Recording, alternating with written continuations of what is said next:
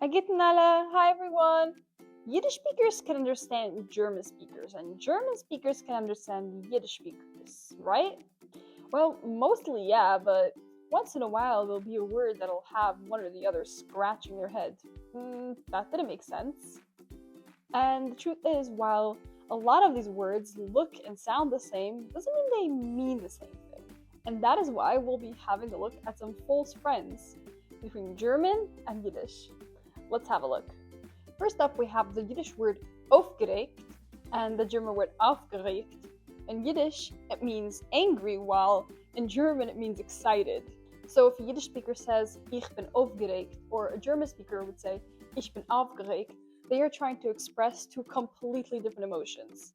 Up second, we have sie schmecken, or in German, zu schmecken. In Yiddish, zu schmecken means to smell, while in German, zu schmecken means to taste. This can get really confusing. Now, the third one really confused me a lot when I began learning German as a Yiddish speaker, because I would hear a German saying, das stimmt, which means that's true. But in Yiddish, it's not quite used in that way. It's that makes sense. German, das stimmt nicht, that's not true. Yiddish, das stimmt nicht, that doesn't make sense, that doesn't add up.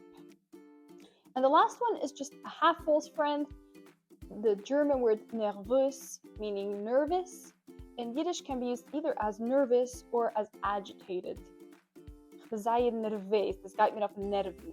I'm agitated, this is going on my nerves. While in German it's just used in the same way, we use it in English. Ich bin nervös für, and so on.